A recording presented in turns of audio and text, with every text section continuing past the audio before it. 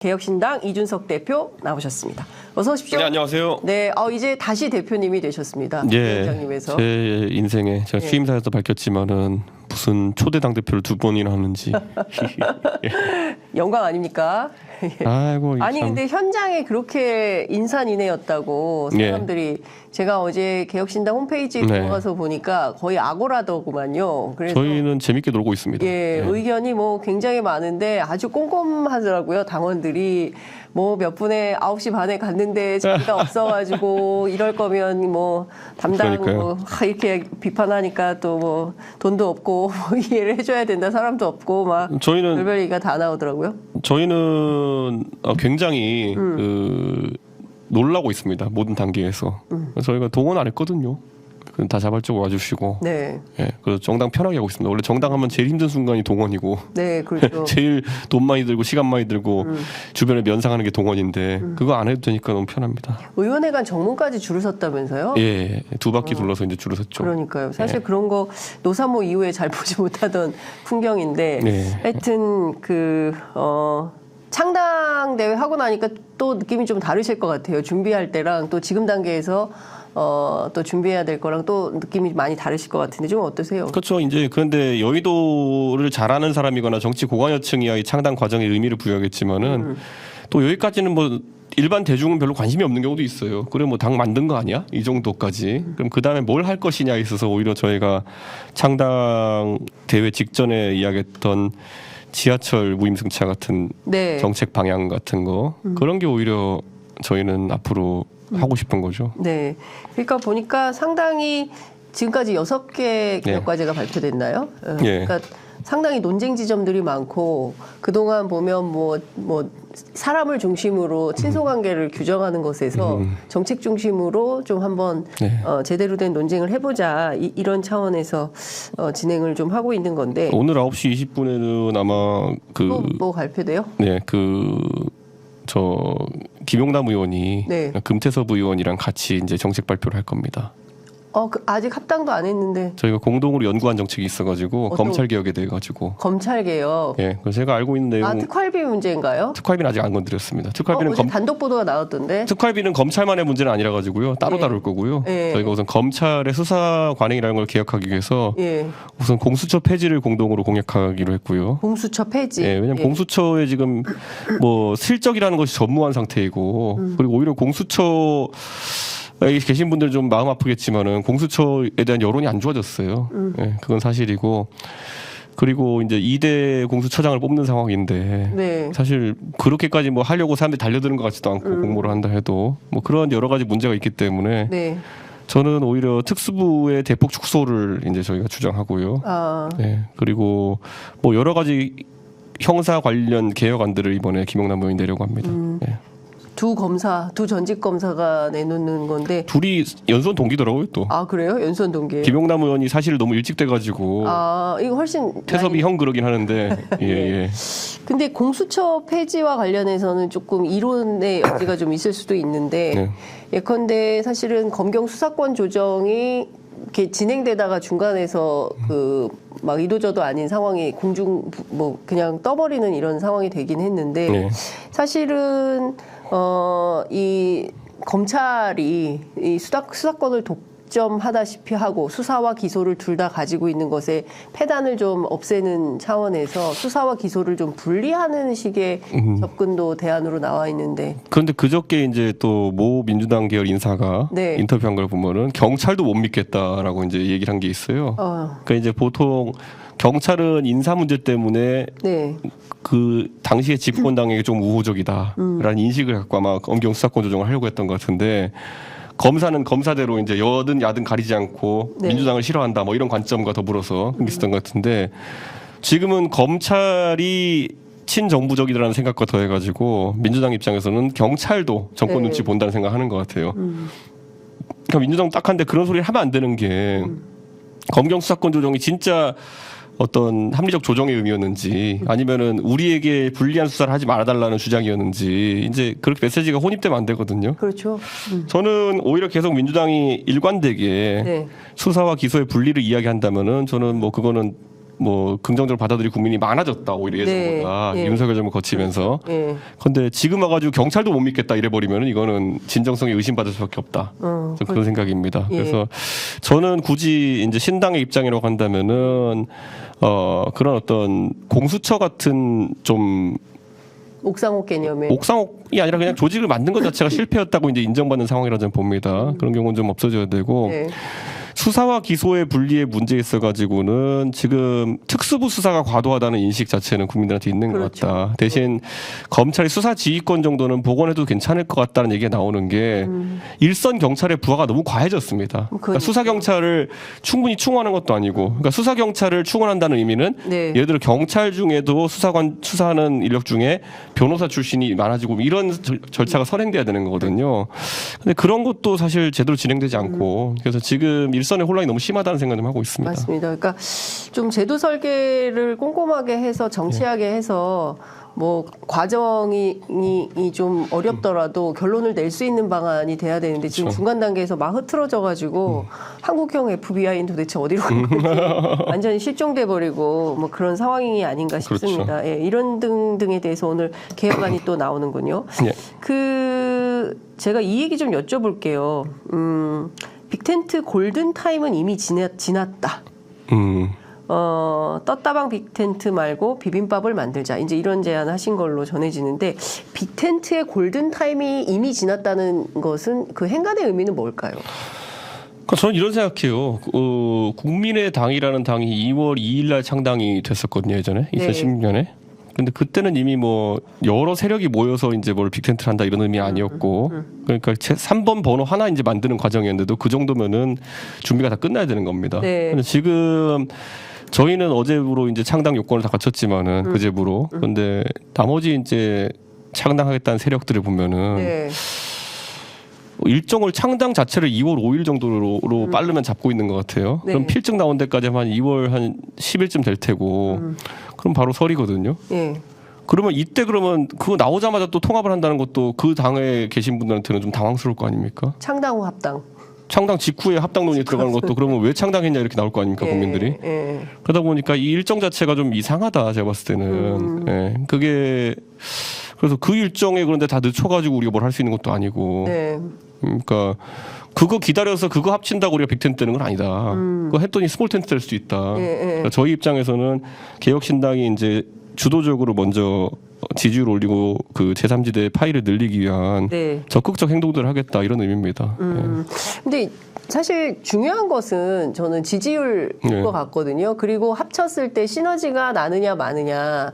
그러니까 뭔가 국민들이 와 합치면 뭐 지지하겠습니다라는 여론이 막 형성되고 모아진다면 힘있게 합쳐지겠지만 그게 아니라 얼마 전에 여론조사에서도 안 합치는 게 합치는 것보다 3배 정도 지지율이 높다면 이게 의미가 있는 합당일까라는 생각이 듭니다. 저도 뭐 그런 수치들을 보고 있지만은 그러니까 이런 거죠. 시너지라고 하는 거는요. 그리고 제3지대 지지율이라고 하는 거는 출렁임을 많이 겪는 건 알고 있습니다. 그래서 예를 들어 2016년에 그 안철수의 국민의당이라고 하는 것도 처음에 막 20 나왔다가 나중에 7, 8까지 내려갔다 다시 나중에 20 갔다가 또 선거 때는 26% 비례대표 득표를 얻었거든요. 그러니까 그 출렁거림은 있지만은 적어도 아까 말했듯이 그건 단일당이었습니다. 지금은 섞어야 되는 상황이라고 했을 때 섞는 게 유리하냐는 또 따져봐야겠죠. 그리고 오늘자 이제 여론조사들 보면은 그 갤럽은 지난주에 이제 32인가에 나왔던 것 같고 오늘자 김어준 씨가 하는 여론조사 꽃 조사 결과를 보면은 그게 아마 전화 면접에서 30이 딱 나온 걸로 알고 있습니다. 이게 의미하는 바를 알아야 되는 게 30이라는 거는 성선 앞두면 결집이 일어나는데도 대통령 긍정평가가 30 딱 나온다는 거는 되게 싫어하는 거예요. 그러니까 한 68 정도가 이제 부정으로 거긴 잡혔더라고요. 그러니까 30이 딱 긍정이고 68이 부정이면은 나머지는 2입니다. 판단 불변 2예요. 나머지 68은 판단을 끝낸 거예요.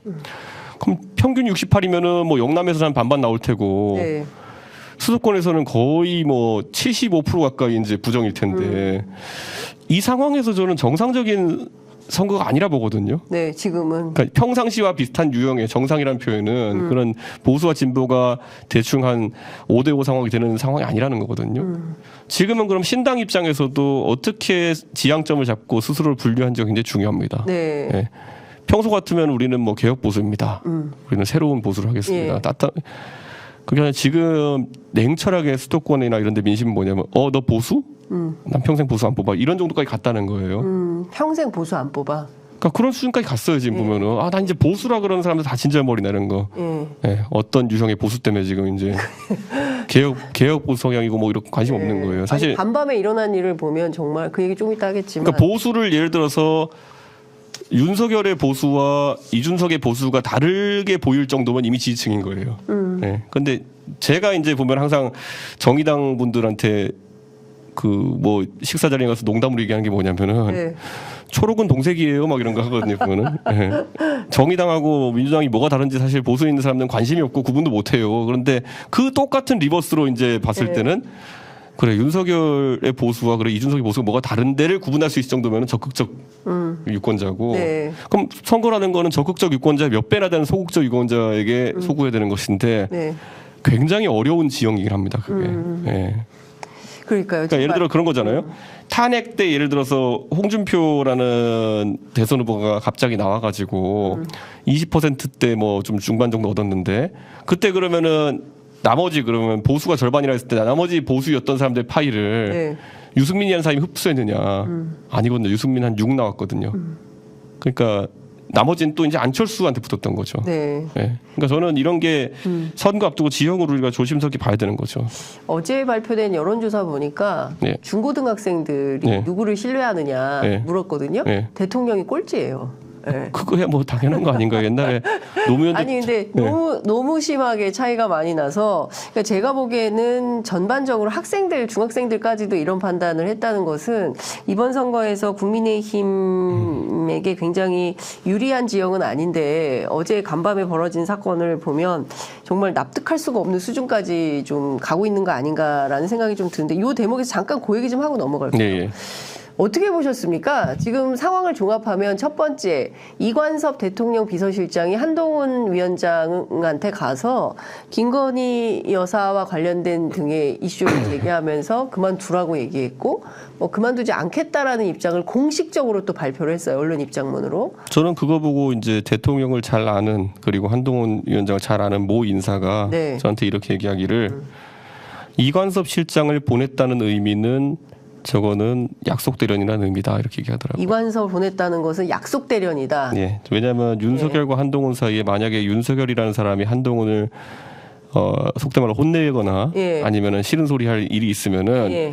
전화를 하거나 텔레그램을 하면 되는 것이지 예. 굳이 이관섭 실장을 보내가지고 너 이렇게 해라 저렇게 해라 할 이유가 없다. 아. 자 그러면 이 둘의 차이는 무엇이냐? 예.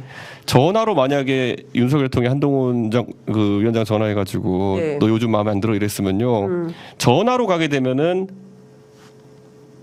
둘 간의 대화를 한쪽이 유출하는 것 외에는 알 수 있는 방법이 없습니다. 그렇죠. 예. 그러면 그 책임 공방이 일거든요. 이렇게 얘기하면 누가 깠느냐. 언론도 궁금해할 거 아니에요. 그렇죠. 그러니까 그게 없게 하려면은 예. 일부러 다 보란 듯이 이관섭 걸어가가지고 이제 예. 얘기하고 오고 그럼 자연스럽게 무슨 말을 전달했느냐 예. 뭐 이런 게 그러니까 누가 유출했느냐가 사실 모호해진 지점이 있잖아요 지금. 네. 그렇게 하려는 거였습니다. 근데 그 몇 가지 좀 따져봐야 될 것 같은데 네. 일단 당장 오늘 아침 10시에 대통령 민생 토론회가 예정돼 있었는데 이 일정에 나가지 않기로 불참하기로 했다는 거고요. 누가 민생토론 나온다고? 대통령이요. 예. 윤석열 대통령 안 나온답니다. 10시에 민생 토론회 일정에 불참 결정이 나왔다는 것이고요. 한동훈 위원장이 어떻게 하는지 보려고 하는 건가라는 생각이 좀 들기도 하는데. 근데 이 약속 대련이라고 저는 예. 보는 관점에서 네. 뭔가 되게 착각하고 있는 것 같은 게 우선 약속 대련은 나중에 가서 결과론적으로 국민들한테 보이고요. 네. 결과를 보면 딱 나옵니다. 결과. 네, 나올 것이고요. 예. 이 결과는 제가 예측하기로 한동훈 위원장 쪽에게 힘이 쏠리는 모양새로 끝을 내려고 할 겁니다. 한동훈 위원장에게 힘이 쏠리는 방향이다. 네, 예. 그렇게 해가지고 끝내려고 할 텐데 예. 그게 애초에 저는 기획이라 보고요. 아니 근데 하나씩 따져볼게. 일단 대통령 임기가 3년이나 남았잖아요. 아직. 네. 그런데 한동훈 위원장에게 힘이 쏠리는 방향으로 결론을 내면 그 자체로 대통령 레임덕 아닌가요? 뭐 이재명한테 져서 레임덕 오는 것보다 낫죠. 네. 그러니까 그거 생각을 할 겁니다. 세상에. 네. 네. 그러니까 그거 생각일 거고 네. 그런 의미에서 저는 오늘도 이제 여기 들어오면서 기사를 보니까 한동훈 위원장이 뭐 김건희 여사에 대한 입장이 변함없다라는 네, 애매한 맞아요. 얘기 했더라고요. 네. 근데 지금 대중의 관심은 특검 받을 거야 말 거야 하는데 그렇죠. 자기들만 세계를 만드는 거거든요 지금. 사과할 거야 말 거야. 사과할 거야 말 거야. 사과도 아니고 사과를 주장할 거냐 말 거냐. 주장할 거냐 말 거냐. 예. 계속 그런 새로운 관점을 잡는 거예요. 그럼 뭐 이제 정치부 기자들이 만약에 합리적이라면 가가지고 물어보겠죠. 아, 그 말은 특검을 찬성한다는 얘기냐. 네. 예. 그 얘기는 없었어요 오늘 아침에. 그러니까 그런 게 이제 아마 언론에서 이제 물어봐야 될 텐데 답하기 힘들걸요. 김건희 특검을 하겠다는 결심을 했기 때문에 이렇게까지 나는 내일을 하겠다라는 입장을 공식적으로 발표하는 거 아닐까요? 그럼 당론 재의결해야죠. 당론을 재의결해야 된다. 당론으로 재의결해야죠. 이번에 예. 적어도 늦지 않은 시간 안에 민주당 빨리 재의결하자 이렇게 하고 당론으로 통과시켜야죠 그러면은. 당론으로 통과시키면 예. 그럼 결과는 어떻게 될 걸로 예상하세요? 통과되겠죠. 당론으로 통과시키면. 당론으로 하면 무조건 통과된다. 그렇죠. 민주당이 반대할 일 없으니까. 그럼 그 다음부터는 상황이 어떻게? 이걸 못할 거다 한동훈 위원장이 불가능하다 이렇게 보시는 거죠? 아, 그거는 제가 예측이 안 되는 게 뭐냐면 예. 김건희 여사가 특검을 받게 하는 거를 그 대통령이 설득할 수는 없었을 거고요. 김건희 여사에게. 대통령이 설득할 수 없다고요? 이게 무슨 말? 김건희 여사에게 네, 특검을 받아라. 당신 우리 특검 받자 이런 얘기 못했을 거고요. 대통령이 김건희 여사에게 이런 말을 못한다. 그렇기 때문에 아마 야 내가 한동훈이 이게 말리려고 했는데 말 안 듣더라 이러면서 가는 방법일 수도 있고. 네, 아니 그게 무슨 말도 안 되는 소리입니까 진짜. 네. 네. 말도 안 되는 일이 많기 때문에 저희 말도 안 되는 방향으로 해석하는 게 맞습니다. 그래서 지금 저는 기본적으로 네. 이 약속 대련이라는 생각을 좀 강하게 하면서도 약속 대련 의미 없다 보는 게 지난 대선 때 저와 윤석열 후보와의 갈등이라고 하는 거는 약속 대련 제가 이제 모든 양심을 보고 약속 대련 아니었습니다. 그러니까 제 입장에서는 진짜 이렇게 가면 대선 진다라 해가지고 네. 당신 무조건 선거운동 똑바로 해라 이렇게 하면서 제가 한 거고 왜냐 그렇게 해서 지면은 저도 대표로서 불명예니까 했던 거고 이 그 윤석열 통과 저의 후보와 저의 갈등 속에서는 서로 지지층이 안 겹치기 때문에 네. 그게 수치의 실질적인 변화로 나타났던 거예요. 예. 윤석열 대통령이 저와 간 반목을 겪으면서 지지율이 뭐 15%훅 떨어지고 다시 이제 뭐 본인이 받아들이겠다 하면서 15%훅 올라가고 이런 게 보였거든요. 네. 그러니까 그게 다이나믹했던 거지. 지금 한동훈과 윤석열의 지지층은 똑같아요. 예. 그냥 겹친다. 똑같은 거예요. 그러니까 예. 확장성이 서로 없기 때문에 네. 여기서 자기들끼리 약속 대련을 한다 한들 뭐 더해질 지지층은 없고 자기 안에서 내분만 나죠. 그러니까 이걸 작전을 왜 이렇게 정했냐 모르겠는데 예. 그러니까 그냥 저는 예, 뭐 생각의 한계겠죠. 생각의 한계다. 아니 그런데 결과를 보면 알 수 있다고 말씀하셨는데 한동훈 위원장에게 힘이 쏠리는 방향으로 결론이 난다는 것은 어떤 상상을 할 수 있는 겁니까? 어떤 방향을 얘기하시는 거예요? 그럼 뭐 아까 말했잖아요. 예. 대중은 특검법 통과냐 아니냐에 관심이 있었는데 예. 갑자기 그것이 예. 그 사과? 사과로 바뀌고 사과를 건의하는 것으로 바뀌고 뭐 이렇게 조금씩 톤 다운되는 게 보이거든요. 아유, 스스로 굉장히 우스워질 텐데요, 한동훈 위원장이. 아니 그러니까요. 뭐 사과를 예. 해야 된다는 입장을 번복할 생각이 없다. 뭐 이거잖아요, 지금. 예. 예. 그러니까 그런 거는 제 생각엔 살라미처럼 이제 자꾸 줄여가는 건데 그다지 뭐 제가 봤을 때는 짜고 하는 거다. 예, 저는 예. 짜고 한다기보다는 뭐 그냥 자기들 딴에는 약속 대련인데 예. 그래서 이제 그러니까 이 사람들이 내부적으로 2012년 이명박 박근혜 비대위를 되게 연구를 많이 한대요. 네. 박근혜 비대위를. 그러니까 이명박 대통령 시절에 박근혜 비대위를. 네. 대표님 계셨던 그 비대위. 네, 전 너무 잘 알죠. 그때 성공 네, 요소가 네. 뭐였고. 그런데 외견상으로 보면은 그냥 대충 싸우면 되는구나 이렇게 생각할 거거든요. 네. 근데 그냥 신용만 하면 된다. 근데 그때는 그런 그땐 거랑 진짜였던 거잖아요. 그런 거랑 좀 느낌이 달라요. 네. 예, 예.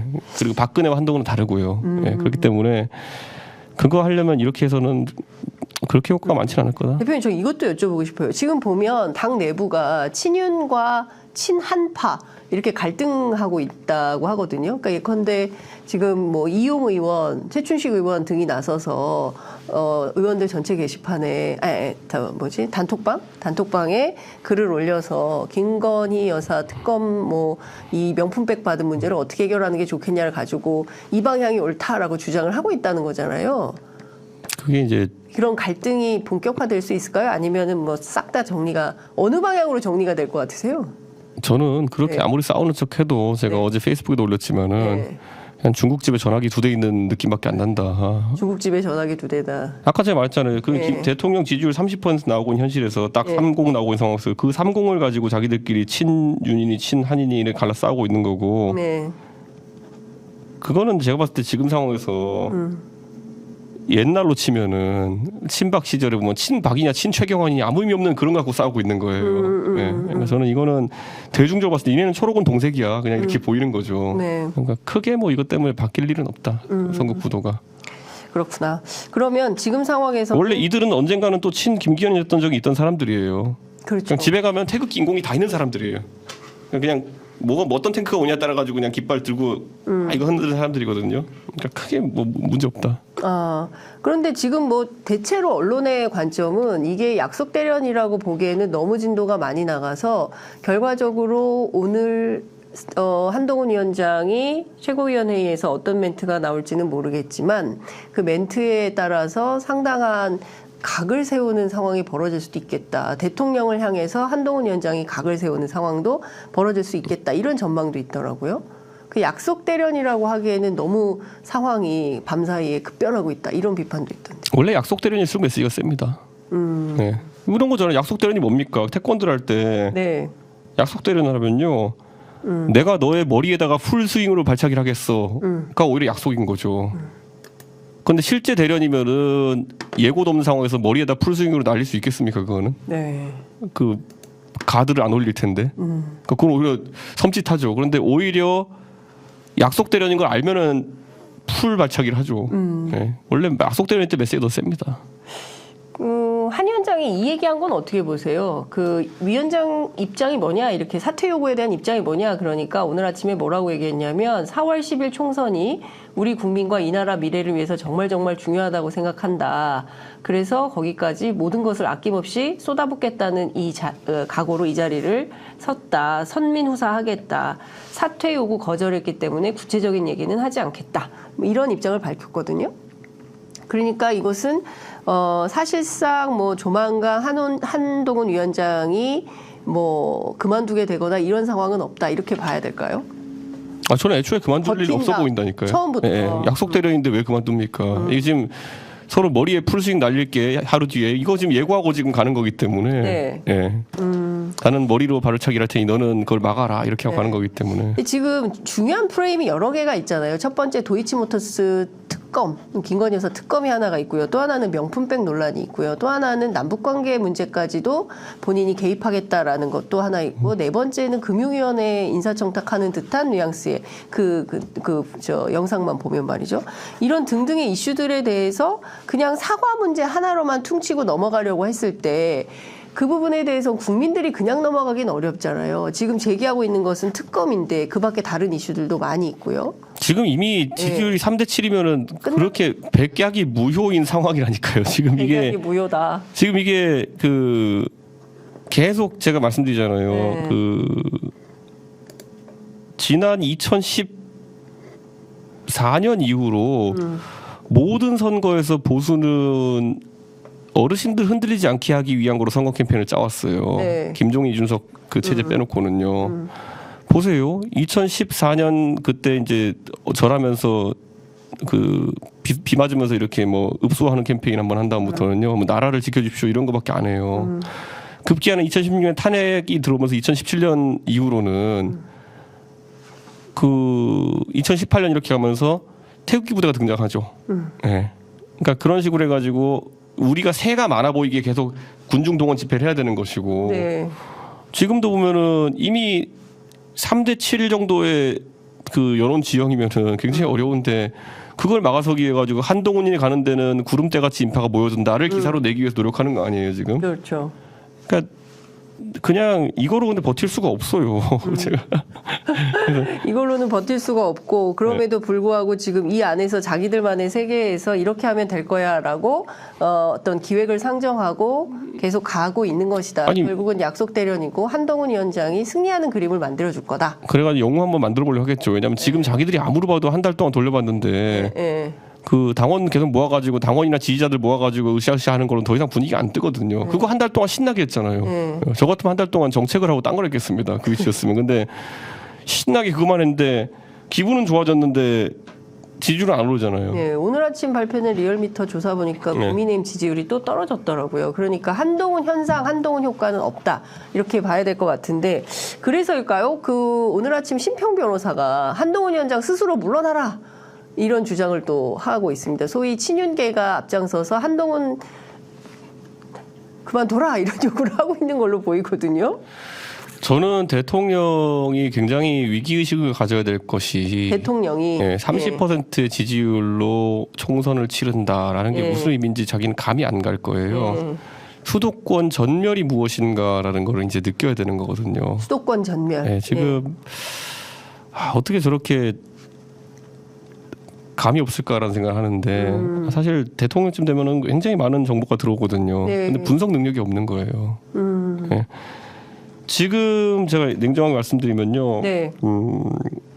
대한민국의 정치인 중에서 전라도 진입이 허용된 정치인 자체가 몇 명 없습니다. 그러니까 예를 들어 천하람 위원장도 순천이고 이렇게 하니까 저 얘기한다 그러면은 대중 정치인의 그런 반열에 오른 사람 중에서 호남 가가지고 예를 들어서 물 한 잔이라도 얻어먹을 수 있는 사람이 거의 없어졌어요. 그 정도로 정권 심판 여론이 세진 겁니다. 그러니까 호남에 가서 그러니까 천하람 위원장이 그 얘기하더라고요.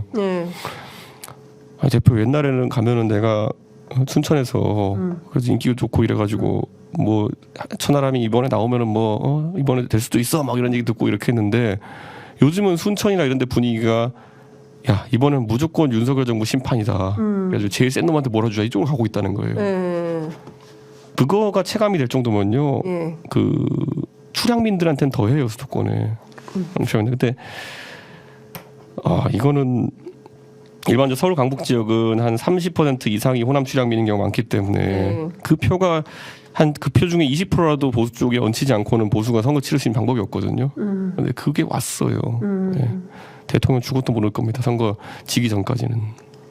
선거 지고 난 다음에야 또 현장 소통 이렇게 강화하는 방식으로 갈까요? 아니죠. 그때부터는 벌벌 떨겠죠. 그때부터는 벌벌 떤다? 왜냐하면 결과는 지금 모아님 도일 거고 제가 봤을 땐 도 정도 나오면은 제가 예전부터 80석 이렇게 얘기했잖아요. 국민의힘이. 80석. 그러면 그 80석도 온전한 80석이겠냐고요. 다 이제 대통령이 나 다시 공천할 일 없고 나 잡아먹으려고 드는 80석일 텐데. 그래서 더더욱 지금 공천을 장악해야 된다 생각을 하겠죠. 그 80명이라도 반란 일으키지 않게 하려면은. 이게 되나요, 이게 지금?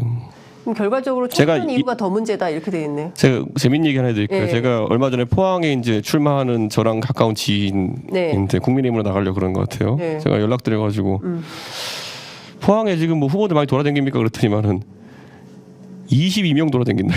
22명? 그게 무슨 얘기예요? 포항 남구 북구 선거구 두 개인데 한 22명 정도 돌아다닌다는 거예요. 세상에. 근데 이게 상식선에서 봤을 땐 선거에 그렇게 영남 선거에 그 돌아다닌다는 거는 그 22명은 전부 다 자기가 공천받을 거라 생각하는 이유가 하나씩 있는 거예요.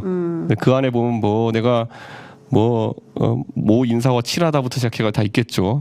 그런데 지금 국민의힘에 있는 내부 인사들 얘기를 들어보면 가장 우려하는 게 도대체 그러니까 정확히 제가 번역 안 하고 단어 단위로 옮기면 도대체 어떤 놈이 어디서 뭘 얼마나 팔아먹었는지 우리 감이 또 안 잡힌다.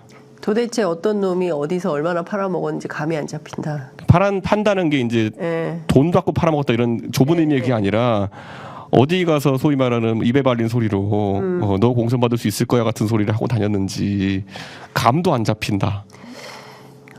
엉망이네요. 그러니까 이게 지금 그러니까 이런 게 있어요. 공당에서 그러니까 후보 출마하는 사람들 사이에서 나온 얘기라는 거잖아요. 그러니까 여기서 절대 오해가 있으면 안 되는 게 돈 받고 팔아먹는다는 얘기 아니에요. 그거는 범죄니까 그거 얘기하는 게 아니라 누구 계기 때문에 내가 공천 받는다를 주변에 팔고 다닌다는 거예요. 내가 누구랑 가깝다. 내가 누구랑 가깝기 때문에 이번에 내가 공천받는다. 네. 그 쟤는 그 관계가 없으니까 쟤는 잘린다. 이런 얘기만 이제 하고 다니는데 일상적이긴 하지만은 내가 누구랑 가깝다 이것만 파리하고 있다는 그렇죠. 거죠. 이 사진 하나 찍어 사진 보여주면 동네가 봐라 나 이 사람 사진 찍었다. 그게 과거에는 윤심파리 이런 거였는데 대통령도 아니라는 거네요. 그러면. 그렇다고 제가 들었는데 하여튼간 그런 거가 이제 노정되기 시작하면은 네.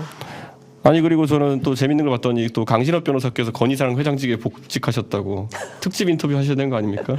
그러게 한번 모셔야겠네요. 네. 네. 어떤 계기로 또 건희사랑 회장직을 다시 맡게 됐는지. 네. 네. 그래서 네. 하여간 이제 중요한 포인트는 지금 총선 관리가 전혀 안 되고 있다. 최대 얻을 수 있는 국민의힘 의석수는 80석 정도밖에 안 되고 네. 그렇게 되면 사실 총선보다 총선 이후가 대통령에게 더 큰 문제가 될 텐데 여전히 현실 감각이 없고 정무 판단이 안 되는 상황이고 한동훈 위원장 거취를 둘러싸고 이렇게 싸우고 있지만 이 역시도 이것은 약속 대련에 불과한 쇼라고 봐야 돼요. 그러면? 그렇다고 보는 거죠. 우선 그리고 근데 굳이 지금 이 와중에 이런 쇼를 할 이유가 뭘까요? 참 그 나가도 모르겠네. 네. 우리가 받아보는 그 여론조사 정보 있잖아요. 네. 이것보다 더 빡센 정보가 뭐냐면은 정보 경찰이 우리나라에 되게 많은데 네. 대충 민심 동향을 사실 올리겠죠. 네. 그럼 이런 것들은 굉장히 적나라합니다.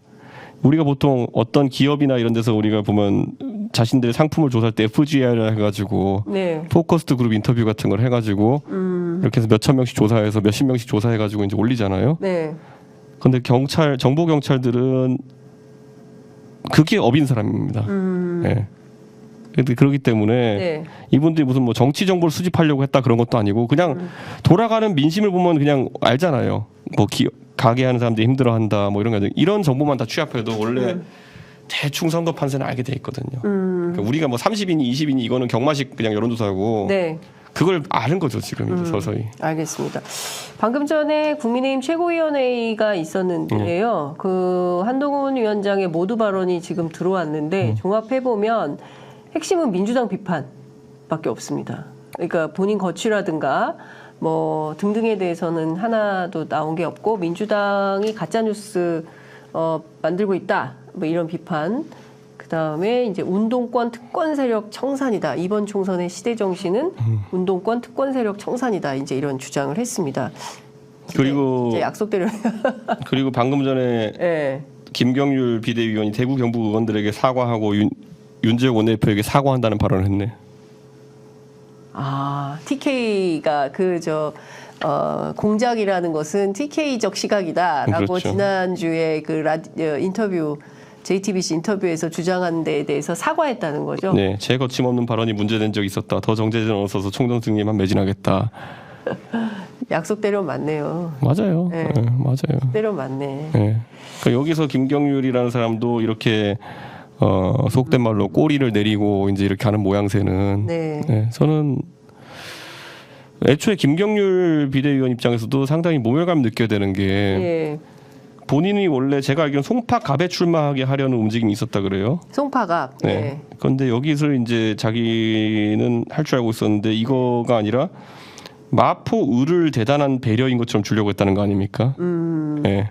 그리고 거기에 대해서 이제 승낙을 하니까 그 다음날 확정지어 버리려고 가가지고 그 발언했다라는 게. 손잡고 이렇게 한동훈 위원장이. 김경률이란 분이 마음 변할까봐 이렇게 저는 맥락을 지금 이해했거든요. 아. 정확한 사실이야 뭐 그들만 알고 있겠지만 이게 사실이라 그러면 열받죠. 송파갑에 나갈 것 같은 분위기에서 마포을에 나가는 분위기로 간 다음에 그거를 뭐 오케이 하는 느낌을 말하니까 바로 다음 날 못 박아 버리려고. 전직 당협위원장과의 상의도 안 돼가지고 자기 나쁜 놈 만들고 네. 이렇게 출마하게 돼버린 상황. 네. 그런데 정작 선거를 치려다 보니까 이런 TK식 사고방식으로는 안 된다라는 상식적 이준석도 하고 다 하고 다닌 말을 했는데 네. 갑자기 송원석 의원이 대구 경북 지역 의원 그 모임을 잡는다고 하면서 협박하고 그래가지고 그 압박에 이제 못 이겨서 갑자기 틀린 말 하나 안 하고도 사과하는 분이 만들어낸 거. 예. 그럼 김경률 회계사가 당한 거네요. 비대위원이. 큰 틀에서 보자면. 그러니까 김경률 회계사가 사실 그 전에 조국 사태 때도 그렇고 뭐 합리적인 발언을 보수 입장에서 많이 했다가 결국에 한동훈 위원장을 서포팅하기 시작하면서 이제 솔직히 말하면 제가 봤을 땐 좀 왜 저런 얘기를 하나 이런 얘기했거든요. 네. 이준석 쫓아낼 때도 보면 이준석 많이 까고 했거든요. 네.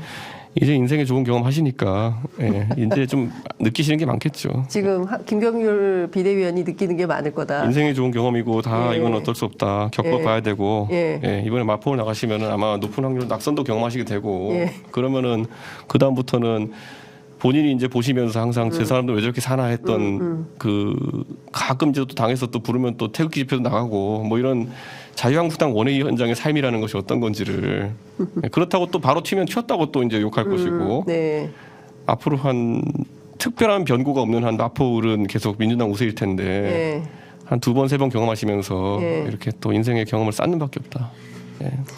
근데 들리는 소문으로는 한동훈 위원장하고 김경률 회계사가 굉장히 가까워서 각별해서 그런 배려를 한 것이다라는 얘기가 나오고 있는데 도대체 마포울로 배려한다는 건 어떤 상식에서 이루어질 수 있는 건지 네. 약간 이 하다 보면 이제 마포울에서 만약 김경률 회계사가 3번 정도 진작에 나가실 생각 있으시면은 네. 나중에 한 12년쯤 뒤에 3번 떨어진 사람 조롱도 받으실 거고 이제 인생의 경험을 해본 수밖에 없어요. 이거는 방법이 없다. 네. 알겠습니다. 지금 상황은 이준석 대표 제가 이 얘기를 하는 이유는 절대 김경률 회계사를 조롱하고자 하는 의도도 아니고요. 네.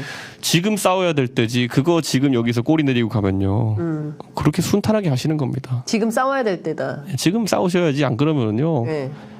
12년 동안 아마 그런 길을 겪으시고 고생하실 가능성이 높아요.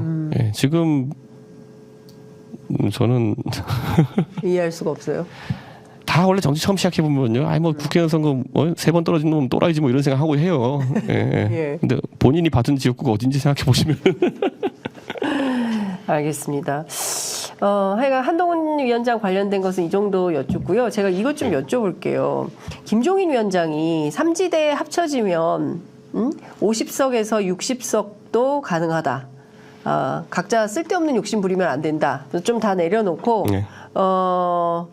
방법을 찾아야 된다. 이제 이런 이제 주장을 했는데 실제로 앞서 이제 말씀하신 대로 인위적으로 빅텐트를 하기는 좀 어려운 상황인 거고 어떤 방향의 길이 있는 것인지에 대한 그 입장이 좀 필요한데 세 가지 얘기를 하셨어요. 하나는 각 당이 지역구를 분배해서 후보를 내는 방안, 또 하나는 지역구는 단일 기호로 출마를 하지만 비례대표는 각 당이 알아서 선정하는 방안, 그리고 국민의 열망이 있을 경우 완전한 합당. 이 세 가지 길을 제시하셨는데 다른 분들은 좀 이런 다른 팀들은 이 안에 대해서 대체로 동의하고 어떤 안에 가장 좀 의견이 합치되는 편입니까? 저희는 별로 그렇게 그런 거에 대한 대화를 진척하지도 않았고요.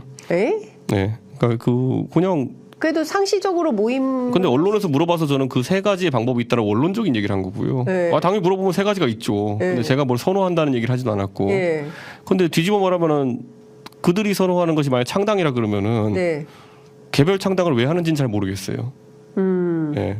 그러니까 뭐 의도가 하나 딱 읽히긴 한데 제 입으로 말하긴 그렇고. 네. 근데 그렇기 때문에 더더욱 사람들이 약간 의구심을 갖는 거죠.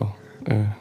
그러면 지금 상황에서는 개별 창당을 다해서 당대당 통합을 원하는 것일 텐데, 그리고 그 당대당 통합을 통해서 어느 정도의 지분을 갖고자 하는 거 아니겠습니까? 그러니까 이런 거잖아요. 예를 들어 네. 당대당 통합한다 그러면은 네. 신나게 막 나중에 2월 달까지 우리 창당 힘들었다 이러면서 왜 하셨는지 모르겠지만 어쨌든 힘든 건 아시겠습니다. 저희가 네. 이렇게 해야 될 테고. 네.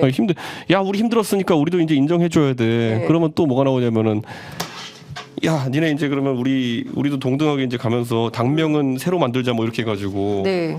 그럼 저희 입장에서는 아니 그게 세력 간 통합인데 예를 들어 당명도 사람들한테 각인시키는데 시간이 필요한데 그럼 우리가 지금 이렇게 노력한 세월은 어떻게 하고 합쳐가지고 당명부터 새로 각인시켜야 되냐. 네. 뭐 이런 상황이 뻔하거든요, 제 생각에는. 그렇죠. 네, 뻔하거든요. 아무래도 지금 이제 상당히 험난한 건 사실일 것 같아요. 그러니까 왜 이걸 해봐야 되는지는 잘 모르겠지만은 네, 왜 이걸 굳이 하시겠다고 하는지는 모르겠지만은 네. 근데 뭐 저희가 뭐 갑질할 것도 아니야 하겠다는데 뭐 똑같은 건 인생에 좋은 경험인데 뭐 해야죠. 뭐 그거 어떻게 네. 하겠어요. 근데 뭐 각자 이제 나이 70대시고 이런 분들이 인생에 좋은 경험 하시겠다는데 제가 뭐라고 할 수도 없고. 예. 아니 근데 그러면 김종인 위원장이 이렇게 제안한 대목은 어떻게 보세요? 합치면 일단 5에서 60석 정도는 할 수 있는데. 저도 뭐 알겠는데 근데 네. 뭐 저는 김종인 위원장을 좋아하고 또 이제 많이 이제 상의하니까. 그런데 그게 이제 그러면 그 방식이 그러면은 지금 이낙연 대표와 저 원칙과 상식이 하는 방식을 이야기하는 것이겠느냐. 약간 그건 의구심이 들죠. 네, 왜냐하면 생각해 보세요. 지금 4월 10일 날 선거고 예를 들어 4월 초에는 이제 4월 한 5일쯤 있다가 사전 투표일 텐데 네. 지금 저 창당 시나리오를 가면요 2월 말쯤에 네. 신설 합당을 해서 뭐 하겠다는 거거든요. 한 달 새에 무슨 수로 대한민국 국민들한테 당명을 알릴 것이며 지금부터 오늘부터 알려도 안 될 판인데. 아니 그나저나 양양자 의원이 한국의 희망이라는 당명을 수용해야 자기가 빅텐트에 참여할 수 있다 이런 입장도 밝혔거든요. 뭐 저는 그거 이후로 양양자 의원한테 뭐 특별하게 그거에 대해서는 얘기해 본 적이 없습니다만은. 그러니까 다들 그러니까 이런 거죠. 뭐 지키고 싶은 게 있는 건 다 알겠는데 네. 예를 들어 막 이런 거잖아요. 나중에 가서 우리가 개별 약진해서 네. 뭐 예를 들어 어떤 당은 15%, 어떤 당은 10%가 됐다고 치자. 예. 정말 잘 돼가지고. 예. 그런데 합쳐서 그런데 거기 새로운 당명을 뽑아야 된다. 그래서 아무도 모르는 당명으로 연조사했는데 그 다음에 4가 나온다. 이러면은 그냥 죽자는 거거든요. 예. 그러니까 예. 그거는 저는 누가 받아들이겠느냐. 약간 이런 생각합니다. 예.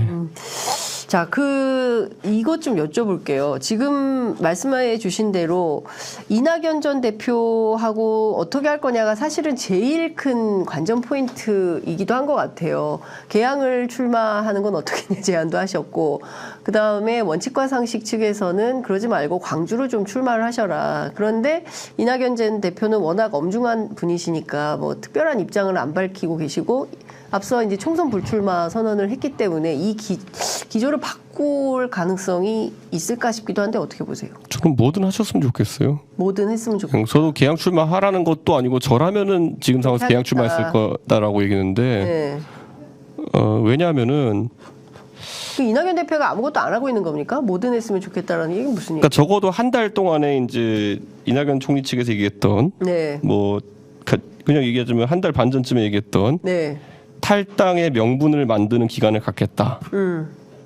그동안 명분 제가 봤을 땐 잘 안 만들어진 것 같거든요. 탈당의 명분이. 그러니까 한 달 반의 기간 동안에. 왜냐 그 안에는 뭐 내생적으로는 우선 탈당을 위한 뭐 메시지를 많이 내셨지만은 대중이 잘 인식하지 못한 것 같고. 두 번째는 이재명 대표의 피습 사태 때문에 한 2주 정도 늦어졌고. 그런데 그러다 보니까 이재명 대표 피습 이후에 맥락 없이 좀 당을 시간에 쫓겨서 나오시는 상황도 이제 발생했고. 저는 뭐 여기서 뭐 누가 잘했다 잘못됐다는 전혀 아니고요. 근데 한 달 반 동안 시간이 그렇게 가치 있게 쓰인 것 같지는 않아요. 오히려 차라리 한 달 반 전에 움직이셨으면은 뭐 지금 창당이라도 돼 있었을 것이다. 뭐 이런 생각하거든요. 약간 그래서 좀 지금도 그러면은 정확히 어떻게 가치 있게 시간 앞으로 80일 동안 보내실 건지가 그게 공유가 돼야지 많은 사람들이 함께할 용기를 내지 않을까요? 만약에 이렇게 가치 있게 시간을 계속 못 보내신다면 함께할 이유를 못 찾고 결국에는 같은 당을 하기 어려운 상황에 봉착할 수도 있겠네요. 모든 비즈니스는 그리고 정치도 그렇지만은 비용 대비 효율이죠. 비용 대비 효율이다. 당연하죠. 그러니까 저쪽도 지금 개혁신당이나 하고 싶은 이유는 딱 한 가지 아닙니까? 비용 대비 효율이 나온다 생각해서 그런 거 아닙니까? 그렇기 때문에 저희 입장에 봤을 때 근데 이게 교묘한 게 뭐냐면요. 합당 프로세스라는 건 항상 뭐 아주 미시적으로 보면은 어느 쪽이 비용 대비 효율이 높으면은 반대쪽은 비용 대비 효율이 낮다는 거예요. 그러니까 그거를 뛰어넘어서까지 시너지가 날 정도여야지 서로의 그런 산술적인 비용 대비 효율을 안 따지고 그러면 시너지를 바라보고 이제 가게 되는 건데 그러려면 뭐 정책적인 면에 이런 데서 좀 파격적인 행보가 필요하죠.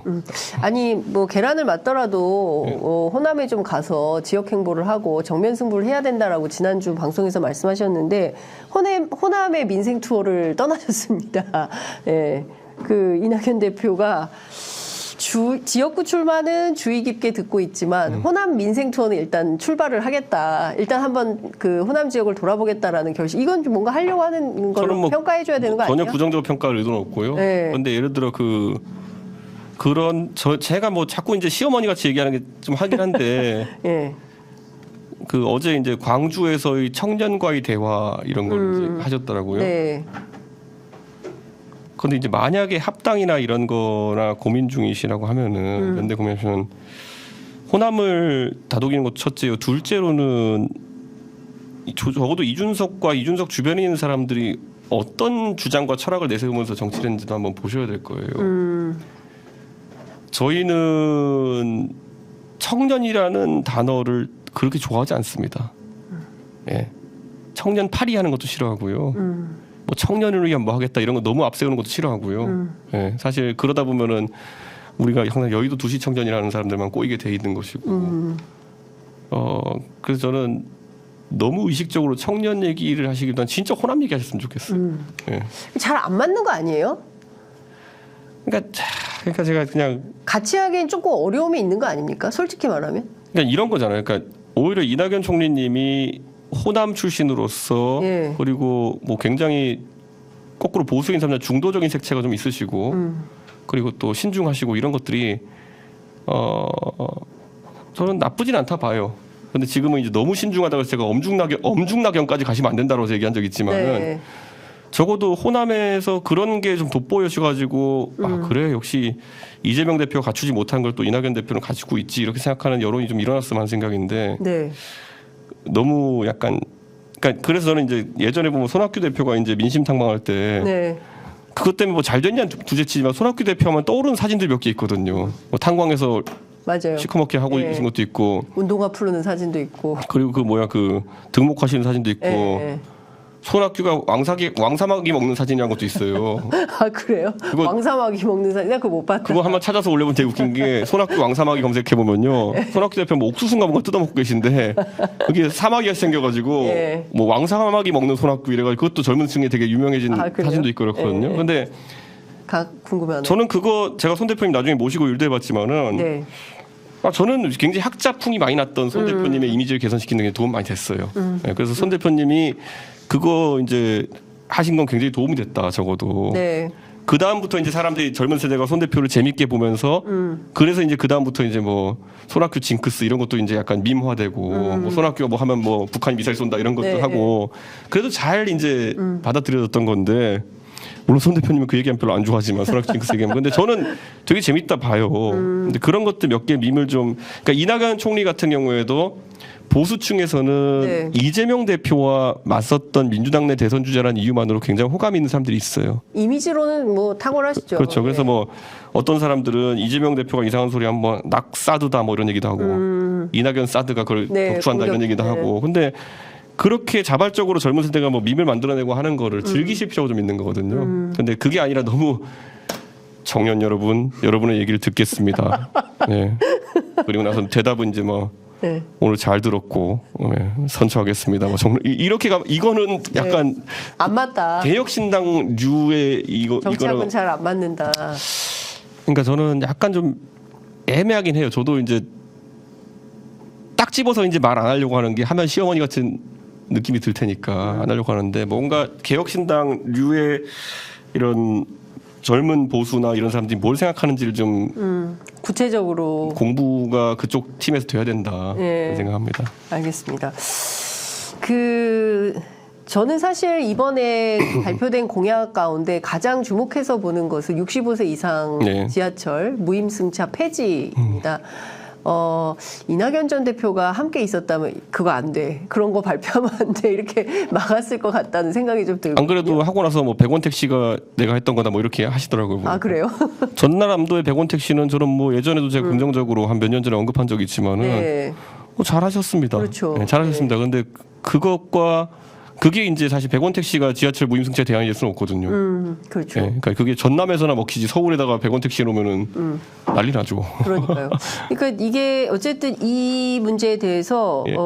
대한노인 회장이 폐륜이다라고 또 지적을 했잖아요. 그런데 저는 논쟁적으로 한번 던져볼 이슈이기는 하다. 저 김호일 회장이랑 원래 잘 압니다.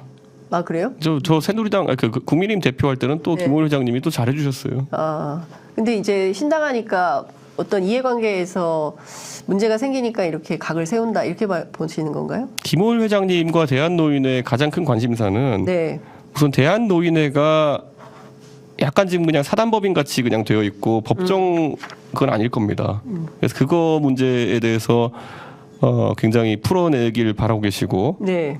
두 번째로는 대한노인회가 지금 효창공원 안에 그냥 사무실 두고 있거든요. 근데 그게 제가 알기로 효창공원 내에서 아예 그 대지를 소유하고 이렇게 건물을 소유하는 형태는 아닌 걸로 알고 있습니다. 그렇기 때문에 네. 새롭게 대한노인회 그런 사무실 같은 걸 좀 마련해놓은 걸 도와달라 이런 얘기도 하신 적 있고요. 그 지난 지방선거 때 제가 만나뵀을 때는 노인 비례대표 같은 게 꼭 있었으면 좋겠다 이렇게 말씀하셨어요. 그래서 찾아뵈면 항상 거의 비슷한 얘기 하십니다. 그렇기 때문에 최근에 한동훈 위원장이 찾아뵈었을 때도 아마 비슷한 요구사항이 있었을 것 같은데. 네, 노인 비례. 네, 한동훈 위원장이 그걸 오케이 했을지가 궁금하네요. 저도 궁금합니다. 예, 한번 취재해 보시죠. 예. 예. 그 윤준병 의원 있지 않습니까? 예, 민주당 국회의원인데 개혁신당이 내건 노인 무임승차 폐지 공약에 대해서 공감한다. 그리고 특히 지자체가 교통복지 비용을 과하게 부담하는 점 이런 점도 개선해 볼 필요가 있다. 어떤 대안을 위한 논의를 좀 시작할 수 있는 출발이 열렸다고 이렇게 볼 수 있을까요? 어떻게 보세요? 그 윤준병 의원님은 서울시 이제 옛날에 교통본부장을 하셨기 때문에 네. 이 분야에 있어서는 최고 전문가입니다. 네. 그렇기 때문에 당연히 윤준병 의원님 입장에서는 찬성을 하시겠죠. 전문가적인 관점에서. 예. 근데 저는 이게 우리가 공정의 문제가 뭔가를 봤을 때 이런 게 있어요. 역세권이라는 단어를 잘 생각했으면 좋겠어요. 네. 그러니까 역세권과 지방은 애초에 지하철 못하는 곳이 많으니까 여기는 완전히 역차별이 있었던 거고요. 그렇죠. 서울에 제가 택시기사라면서 많이 느낀 게 있어요. 네. 제가 옛날에 법인택시 2달 동안 몰 때 네. 소위 신림동과 장위동쯤 가면요. 네. 그 지하철역과 산꼭대기를 왔다 갔다 하는 택시를 굉장히 많이 콜을 합니다. 왜냐면은 장위동이나 아니면 신림동 이런 데 진짜 그 경사가 높아가지고 마을버스가 못 다니는 곳은요. 할머니들이 내려오시려면은 걸어 내려오시거나 네. 다리도 불편한데 네. 아니면 무조건 택시 타고 내려와야 돼요. 그래서 어떤 문화가 있었냐면은 할머니들 한 3, 4시 같이 뭉쳐가지고 네. 그때 택시비 기본요금 3,800원이던 시절에 제가 택시였으니까요. 네. 3,800원이 너무 부담스러워가지고 장에 갈 때 한 3명의 할머니가 뭉쳐서 가는 경우 있었어요. 장에 가는 것도 아니에요. 지하철 타러 갈 때. 그런 게 교통복지가 잘못된 게 뭐냐면은 지하철을 타는 구간은 그 무료라 하더라도 네. 역 앞에 사는 사람이 노인이 얼마나 되겠어요. 그 비싼 집세를 부담해 가면서. 네. 그렇기 때문에 정작 그런 장위동이나 신림동에 세가 싼 곳에 위에 높은 데 사시는 분들은 무임승차 혜택을 잘 못 보시던 거예요. 네. 왜냐하면 지하철역까지 가는 게 힘드니까. 네. 네. 그러니까 이게 되게 특이한 거죠. 그러니까 역세권에 사는 정도면은 오히려 생활 수준이 조금은 더 나은 그런 노인분들이 혜택을 제일 많이 보고 네. 지방은 하나도 못 보고 장위동이라는 데 위에 사시는 분 못 보고 마을 버스를 타고 지하철 타야 되는 분들은 오히려 환승하는 것보다 비싸게 탈 수도 있어요. 제가 이렇게 비교해 볼게요. 처음에 예를 들어 상계동에서 보람 아파트에서 노원역까지 걸어가시지 않고 마을버스 타시면 900원입니다. 네. 지하철은 무료예요. 네. 타고 예를 들어 사당동에 갔어요. 그 다음에 나중에 어디서 또 사당동에서 마을버스나 버스를 타고 이동하시잖아요. 네. 마을버스는 900원이 추가되고 아니면은 200원이 네. 50원이 네. 지금은 1,400원이죠. 1,400원. 추가됩니다. 네. 그러면은 이게 거의 한 중간에 이거 지하철 타는 거를 오히려 무임을 찍으면요. 그냥 환승 찍는 것보다 비싸게 나와요. 그럴 수 있죠. 예. 그러니까 희한한 거예요. 그러니까 완전히 역세권에 사는 분 아니면 오히려 이 혜택을 받기 되게 어려운 구조였어요. 이게 공정하지 않다. 이런 불공정 역진이죠. 역세권에 사는 분들이 오히려 제일 혜택을 많이 보고 장위동이나 신림동에서 제일 세가 싼 산 꼭대기에 사시는 분들은 어떻게 내려오려고 진짜 연골 나가게 걸어 내리시고 아니면은 그 택시를 모아서 동네 할머니들과 같이 타고 내려와야 되는. 자, 그리고 여기서 또 하나 이제 말씀드릴게요. 네. 상계동에 가면 상계 중앙시장 이런 데가 있어요. 이게 이제 전통시장이 서울에도 몇 개 남아 있는데 네. 이런 얘기를 하시는 분들이 있어요. 저희 중앙시장의 상인들 만나보면요. 이게 제가 아마 벌써 한 2, 3년 전부터 들은 얘기인데 뭐냐면요. 무임승차 때문에 의외로 그 동네 시장이 위축되고 있다. 뭔 소리예요 그랬더니만은 네. 상계 중앙시장에 오는 비용에 비해 가지고 어떤 지역에서는 예를 들어 당고개역에서 네. 당고개역에서 상계 중앙시장 오는 것보다 당고개역에서 그 경동시장 가는 게 더 싸게 먹힌다. 그러니까 이런 거잖아요. 원래 상계 중앙시장에서 예를 들어 나물이 5,000원이다. 근데 경동시장에서 4,000원이다. 그럼 보통 경동시장까지 가느니 상계 중앙시장에서 5,000원 주고 사야 되는 거잖아요. 그렇죠. 근데 경동시장이 조금 더 도매스러우니까 싼데 거기까지 지하철 요금이 없네. 그러면 이게 그냥 저한테 제가 정확히 얘기 드릴게요. 그 약간 젊은 네. 야채가게 사장인데 저한테 이랬어요. 네. 젊은 사람은 쿠팡이고 노인네들 무임승차다. 이 얘기를 하시더라고요. 왜냐하면 네. 가격 구조가 그렇다는 거예요. 네. 그러니까 그러니까 가격 구조를 정확히 보면요. 어떻게 되면 쿠팡보다는 그래도 경동시장이 싸요. 근데 노인분들은 시간이 좀 더 많으시고 무임승차니까 갔다 오셔도 되는 거예요, 그냥. 네. 그냥 뭐 1시간 갔다 오셔도 되는 거고 운동 삼아 이렇게 갔다 가시면 되는 거고 그러다 보니까 가운데 낀 동네 전통시장이 제일 힘들다. 예. 근데 이건 아주 이제 서울에서도 일부에 생각한 사례겠지만은 이런 거 하나하나가 약간 좀 특이점이 있는 거예요. 그렇죠. 아니 근데 사실 이것은 막 그 이준석 대표처럼 아주 디테일하게 신경 쓰는 거나 뭐 이런 분들은 이제 그 얘기를 막 꼼꼼하게 잘 할 수 있지만 그렇지 않은 분들은 무신경하게 이제 살고 사실은 그래도 뭐 지하철 뭐 그제죠. 그 창당대회 때 그 지역에 사는 나물 파는 할머니 비유 같은 걸 보면 그래도 예전보다는 조금 더 잘 살게 됐으니까 그것으로 만족해 이런 정도의 시민들이 느끼는 불편함을 찾아서 조금 더 그분들의 삶을 개선하는 정치를 해보겠다. 저는 이제 그 메시지 굉장히 저는 그거 되게 중요하다 보는 게 중요하게 느꼈어요. 대한민국에 사실 너무 지금까지 정치가 겉돌았던 게 시장에서 진짜 순천에서 나물 파는 할머니한테 그 해가지고 하루 5만 원 벌어가는 게 평생의 낙인 할머니한테 그 할머니가 검찰에 갈 일이 있을까? 그 할머니에게 검찰 개혁으로 1년 내내 정치가 도배되는 것은 무슨 의미일까?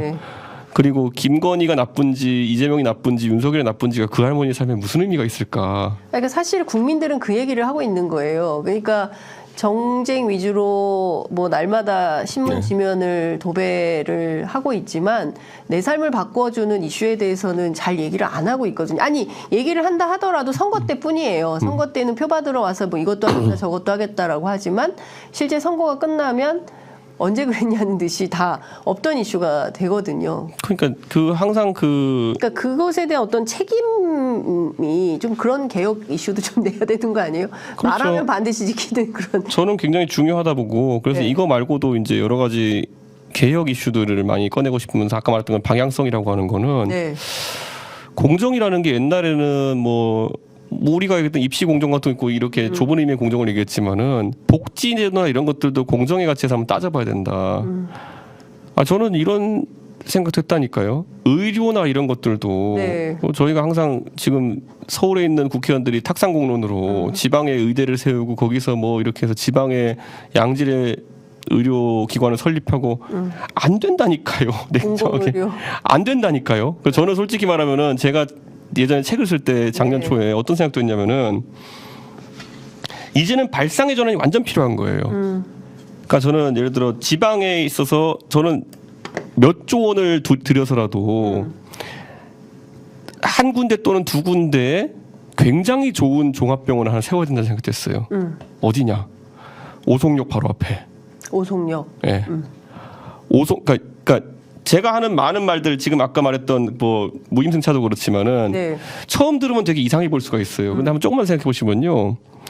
오송역 앞에다가 그냥 그 서울대병원보다 좋은 종합병원을 세우면 어떨까 하는 생각했어요. 그러면 서울까지 안 와도 되죠. 그러면 그건 뭐냐면 또 거기다 한 발짝 더 얹어가지고 오송보다 북쪽에 주민등록이 있는 사람 못 오게. 오송보다 남쪽에 주민등록 있는 사람은 올 수 있게 한다 그러면 광주에서 오송까지 1시간이거든요. KTX로. 그거 하면 또 국민의힘에서 사회주의 공약이라고 뭐라고 할 것 같은데. 근데 저는 이런 생각을 하는 거예요. 차라리 오송역에 딱 바로 앞에 그걸 세워놓으면은 대구에서 뭐 1시간, 순천에서 1시간 반, 뭐 다 이제 커버되거든요. 부산에서 뭐 1시간 40분 이렇게 될 거거든요. 그래서 오송이 지금 보면은 무슨 뭐 바이오메디컬하고 한다 그러는데 차라리 오송에 뭐 동양 최대 규모 종합병원 해도 좋으니까 거기는 말 그대로 서울대병원 수준의 암센터라든지 아니면 희귀질환 센터라든지 이런 것들 다 해놓고 뭐 그런 식으로 차라리 하는 게 낫지. 지금 지방의 의료를 확충시키기 위한 모든 사람들의 이야기가 뭐냐면요. 정치권의 얘기가 뭐냐면은 순천에도 대형 병원 지어줄게. 뭐 어디 뭐 목포에도 대형 병원 지어줄게. 일종의 개발 공약 같은 느낌. 그리고 뭐 어디 진주에도 무슨 뭐 의대 유치해줄게. 뭐 이런 식이거든요. 근데 냉정하게 얘기해 보자고요. 순천에서 제가 새벽 5시에 제가 가끔 순천에서 KTX 타고 올라오잖아요. 그거 완전 병원 열차였어요. 서울에 어디 유명한 병원에 예약 잡아놓고 새벽 첫차 타시는 분들 되게 많았거든요. 그러니까 그게 현실인 거예요. 순천에도 보면 순천에서 가까운 게 화순 전남대병원 이런 데일 텐데 거기 안 가시고 서울까지 가시는 이유가 뭔가를 살펴야 되는 거거든요. 뭐 굳이 말하면 이재명 대표 포함. 그러니까 이걸 냉정하게 봐야 되는 건데 이 수요와 국민들 심리를 제하고 오히려 아까 예를 들어 국민의힘이 만약에 이걸 사회주의 정책을 한다면요. 지금 나오는 게 더 사회주의 정책일 거예요. 뭐 서울대병원을 순천에 만들자 이런 게 더 사회주의 정책일 거예요. 그래서 이제 알겠습니다. 발상의 전환이 좀 필요하다 이런 것들은 네. 그런 생각입니다. 저는. 네. 59분이어가지고 네. 10시 약속이신데 네. 예, 이제는 가셔야 될 것 같아서 예. 제가 여기서 마무리하고 다음 주에 뵙고 또 다양한 식견을 좀 들어보도록 하겠습니다. 예. 오늘 말씀 여기까지 듣겠습니다. 감사합니다. 감사합니다.